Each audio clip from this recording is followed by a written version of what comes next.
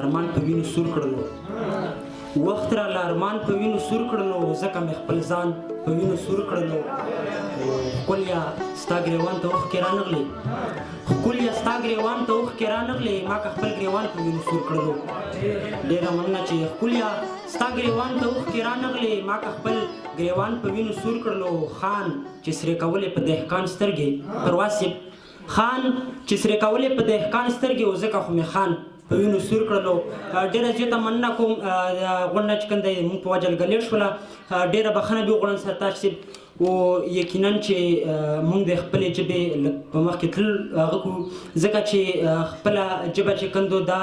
بې کمالي ده چې څوک یې هېره کړي حمزه بابا وایي چې خپله ژبه هېرول خپله ژبه نورې ژبې زده کول که لوی کمال دی خپله ژبه هېرول بې کمالي ده نو ډېره خبرې نه کوم یو څو شعرونه یې سوی یم چې غزل نه مخکې یو څو شعرونه دي چې رښتیا چې څه وایي نو ډېر ښه وایي رښتیا چې څه وایي نو ډېر ښه وایي او اشنا چې څه وایي نو ډېر ښه وایي ډېره مننه کوم چې رښتیا چې څه وایي نو ډېر ښه وایي اشنا چې څه وایي نو ډېر ښه وایي او شعر دی چې را دې شي لږ چې سره وغږېږو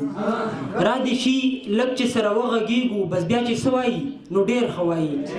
ډېره مننه کوم چې را دې شي لږ چې سره وغږېږو بس بیا چې څه وایي نو ډېر ښه وایي او طبیر صاحب شعر دی چې هره خبره یې د کاڼي کرښه هره خبره یې د کاڼي کرښه بابا چې څه وایي نو ډېر ښه وایي ډېره مننه کوم چې هره خبره یې د کاڼي کرښه بابا چې څه وایي نو ډېر ښه وایي او زه چې څه وایم بد وایم او زه چې څه وایم بد وایم او دا چې څه وایي نو ډېر ښه وایي ډېره مننه کوم چې او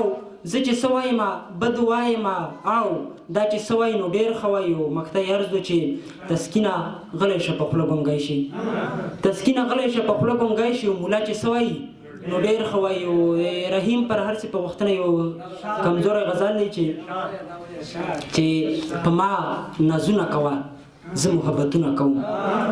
په ما نازونه کوه زه محبتونه کوم خپل ستمونه کوه زه محبتونه کوم ډېره مننه کوم شعر دی چې پلاره زمانه د واړه کارونه چېرته کېږي افګار صاحب پلاره زمانه د واړه کارونه چېرته کېږي زه خپل کارونه کوه زه محبتونه کوم ډېره مننه کوم چې پلاره زمانه د واړه کارونه چېرته کېږي زه خپل کارونه کوه زه محبتونه کوم او شعر دی چې د تربګنو نه هېڅ جوړ نه دي خبره واوره پر هر صاحب